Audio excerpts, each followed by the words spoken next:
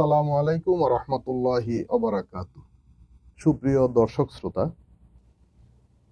যারা যেখান থেকে অনুষ্ঠান দেখছেন সকলকে আন্তরিক অভিনন্দন ও শুভেচ্ছা জানাচ্ছি সারা বাংলা .net আয়োজিত গাজী টায়াস নিবেদিত মাহে রমজানের জানা অজানা অনুষ্ঠান থেকে। সুপ্রিয় দর্শক, আমরা এই অনুষ্ঠানে প্রতিদিন মাহে রমজান ও রোজার গুরুত্বপূর্ণ বিভিন্ন বিষয় নিয়ে আলোচনা করে থাকি। আজকে আমরা আলোচনা করব অত্যন্ত বরকতপূর্ণ, ফজিলতপূর্ণ, তাৎপর্যমণ্ডিত বিষয় লাইলাতুল কদর। লাইলাতুল কদরের করণীয় এবং এর তাৎপর্য। প্রিয় দর্শক, আল্লাহ রব্বুল আলামিন আমাদের জন্য যে নেয়ামতগুলো দিয়েছেন, যে বিধানগুলো দিয়েছেন, তার অন্যতম হইল রমজানের রোজা। এবং রমজান মাসের সবচেয়ে গুরুত্বপূর্ণ যেই রাতটি সেটি হলো লাইলাতুল কদর।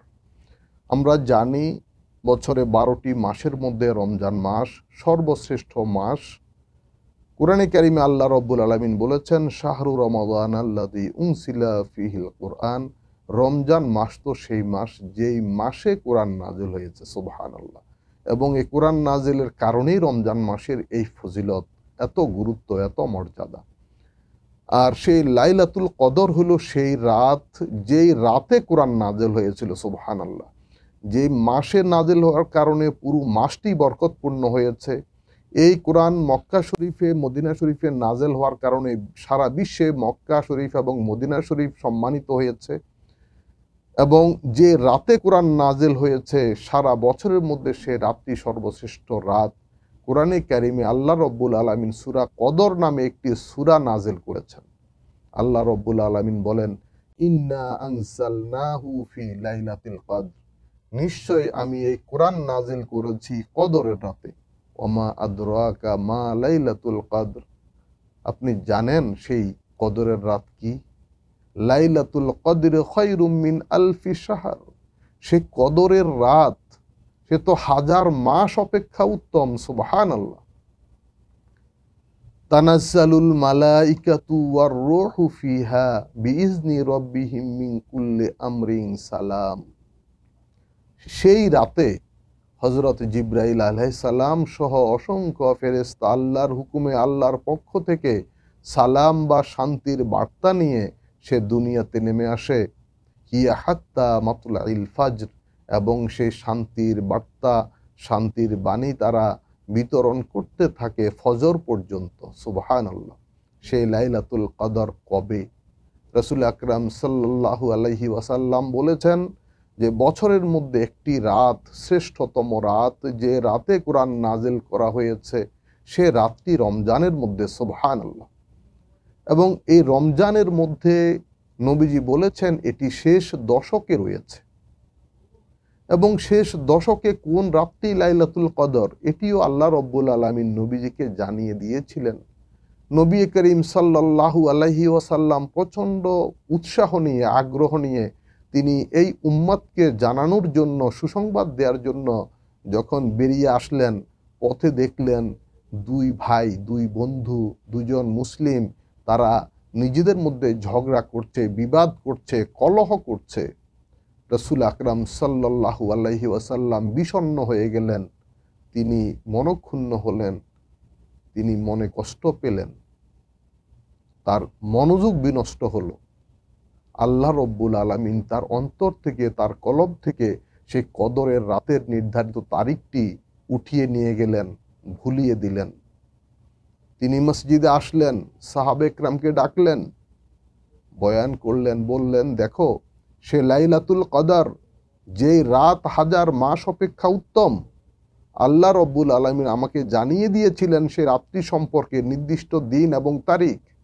আমি তোমাদেরকে জানিয়ে দেওয়ার জন্য উদ্গ্রীব হয়ে যখন আসছিলাম, তোমাদেরই দুই ভাই নিজেদের মধ্যে ঝগড়ায় লিপ্ত ছিল, যা দেখে আমার মন বিষণ্ণতায় ভরে গেল। আর এই সুযোগে আমার অন্তর থেকে আল্লাহ রব্বুল আলামিন লাইলাতুল কদরের নির্ধারিত সময়টি তুলে নিয়ে গেলেন, আমাকে ভুলিয়ে দিলেন। প্রিয় দর্শক শ্রোতা, এখানে আমরা দেখলাম যে ঝগড়া, কলহ, এটি মানুষের জীবনকে কিভাবে ক্ষতিগ্রস্ত করে, আমাদের জীবনের সুফল এবং সফলতাগুলোকে বিনষ্ট করে দেয়। আমরা ঝগড়া কলহ থেকে বিরত থাকব। প্রিয় দর্শক শ্রোতা, তখন নবী করিম সাল্লাল্লাহু আলাইহি ওয়াসাল্লাম সাহাবে কেরামকে আরও বললেন যে তোমরা এই রমজানের শেষ দশকে বেজোড় রাতগুলোতে লাইলাতুল কদর অনুসন্ধান করো। সুবহানাল্লাহ। উলামা ইকরাম বলেন এতেও আল্লাহর কুদরত নিহিত রয়েছে যে যদি নির্দিষ্ট একটি রাত লাইলাতুল কদর আমরা জানতাম কোন রাত, তাহলে একটি রাত শুধু আমরা ইবাদত করতাম। কিন্তু এই রাতটি অনির্ধারিত থেকে যাওয়ার কারণে আমরা অন্তত রমজানের শেষ দশকে পাঁচটি বেজোড় রাতে ইবাদত করে আমাদের ইবাদতের মাত্রা এবং ইবাদতের পরিমাণ বৃদ্ধি করতে পারবো এবং নিশ্চিতভাবে লাইলাতুল কদরও কিন্তু আমরা পেয়ে যাব। প্রিয় দর্শক শ্রোতা, বিভিন্ন উলামা ইকরাম, বিভিন্ন মুহাক্কিকিন, বিভিন্ন মুফাসসিরিন এই লাইলাতুল কদর সম্পর্কে বিভিন্ন ব্যাখ্যা উপস্থাপন করেছেন। তারা বলেছেন যে রমজানের শেষ দশকে লাইলাতুল কদর রয়েছে এবং এটি সম্ভবত ২৭ তারিখ, যদিও নির্দিষ্ট তারিখ কোথাও উল্লেখ হয়নি, তবে তারা বলেছেন সম্ভবত এটি ২৭ তারিখ। কারণ আমরা দেখি লাইলাতুল কদর এই শব্দ জুটি বা এই শব্দ জোড়ায় এটি ৯টি হরফ রয়েছে, আরবিতে ৯টি বর্ণ রয়েছে এবং এই জোড়া শব্দটি সূরা কদরের মধ্যে তিনবার রয়েছে। তাহলে ৯টি হরফ যদি ৩বার করে আসে তাহলে ৩ ৯ ২৭ হয়। সুতরাং ২৭ তারিখে লাইলাতুল কদর হওয়ার সম্ভাবনাটা প্রবল। প্রিয় দর্শক শ্রোতা, এই লাইলাতুল কদর হতে পারে ২৯ তারিখ রাত, হতে পারে ২৫ তারিখ, হতে পারে ২৩ তারিখ, হতে পারে ২১ তারিখ। সে যাই হোক, পুরো রমজান মাস আমরা ইবাদতে কাটাবো। পুরো রমজানের প্রতিটি রাত আমরা কিয়ামুল লাইল এবং তারাবি নামাজে পালন করব। পুরো রমজান মাসের প্রতিটি রাত আমরা এই সাহারি, তেলাওয়াত এবং ইবাদতের মাধ্যমে পালন করব।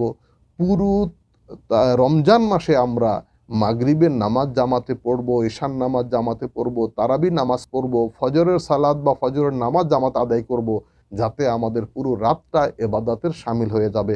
হাদিস শরীফে এসেছে, রাসূল আকরাম সাল্লাল্লাহু আলাইহি ওয়াসাল্লাম বলেছেন, যেই ব্যক্তি তার ঈশার নামাজ জামাতে আদায় করলো সে যেন অর্ধরাত্র জেগে ইবাদত করার সওয়াব লাভ করলো। সুবহানাল্লাহ। এবং যেই ব্যক্তি ফজরের সালাত জামাতের সাথে আদায় করলো সে যেন বাকি অর্ধেক রাত জেগে ইবাদত করার সওয়াব লাভ করলো। সুবহানাল্লাহ। এবং যেই ব্যক্তি এশার সালাত এবং ফজরের সালাত উভয়টি জামাতের সাথে আদায় করলো সে যেন সারা রাত জেগে নফল ইবাদতে দণ্ডায়মান থাকলো বা নফল ইবাদতে সে নিজেকে নিমগ্ন রাখলো, নফল ইবাদতে নিয়োজিত থাকলো। সুতরাং আমরা যদি রমজান মাসের রাতগুলোতে জামাতের সাথে সালাত আদায় করার পাশাপাশি তেলাওয়াত সহ নফল নামাজ, নফল ইবাদত করি, তবে অবশ্যই আমরা ইনশাল্লাহ লাইলাতুল কদর পেয়ে যাব। লাইলাতুল কদর এটি অত্যন্ত মূল্যবান এবং অত্যন্ত তাৎপর্যপূর্ণ। আম্মাজান আয়েশা রাদিয়াল্লাহু তাআলা আনহা নবীজিকে প্রশ্ন করলেন, ইয়া রাসূলুল্লাহ সাল্লাল্লাহু আলাইহি ওয়াসাল্লাম, যদি আমরা লাইলাতুল কদর পেয়ে যাই তবে আমরা কি আমল করব? হাদিস শরীফে এসেছে, নবীজি বলেছেন, মান কামা লাইলাতাল কদরি ঈমানা ওয়া ইহতিসাবা গুফিরা লাহু মা তাকদ্দামা মিন যামবি। যেই ব্যক্তি ঈমানের সাথে সওয়াবের আশায় ইহতিসাব সহ আত্মমূল্যায়ন নিয়ে নিজেকে আল্লাহর কাছে নিবেদন করবে, রাত্রি ইবাদতে পালন করবে, আল্লাহ রব্বুল আলামিন তার অতীতের সকল গুনাহ মাফ করে দিবেন। সুবহানাল্লাহ। তো নবী করিম সাল্লাল্লাহু আলাইহি ওয়াসাল্লাম আম্মাজান আয়েশা সিদ্দিকা রাদিয়াল্লাহু তাআলা আনহার প্রশ্নের জবাবে বললেন যে, আয়েশা, তুমি যদি কদরের রাত পেয়ে যাও, তুমি যদি বুঝতে পারো যে এটি কদরের রাত বা কদরের রাত হিসাবে তুমি যে রাতগুলোকে উদযাপন করবে, ইবাদতের মাধ্যমে পালন করবে, সে রাতগুলোতে তুমি এই দোয়াটি পড়বে, আল্লাহুম্মা ইন্নাকা আফুউন তুহিব্বুল আফওয়া ফাআফু আন্নি। অর্থাৎ, হে আল্লাহ, আপনি ক্ষমাশীল, আপনি ক্ষমা করা পছন্দ করেন, সুতরাং আমাকে ক্ষমা করে দিন। সুবহানাল্লাহ।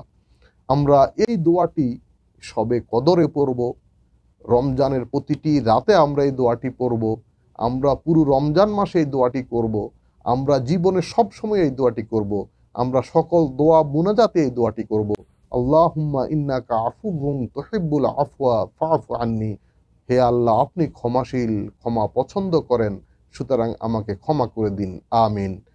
সুপ্রিয় দর্শক, আগামী দিন অন্য কোনো বিষয়ের উপর আলোচনা দেখার আমন্ত্রণ জানিয়ে আজ এখানেই শেষ করছি সারাবাংলা.net আয়োজিত গাজী টায়ার্স নিবেদিত মাহে রমজানের জানা অজানা অনুষ্ঠানটি। সকলে ভালো থাকুন, সুস্থ থাকুন। আল্লাহ হাফিজ। আসসালামু আলাইকুম ওয়া রাহমাতুল্লাহি ওয়া বারাকাতুহু।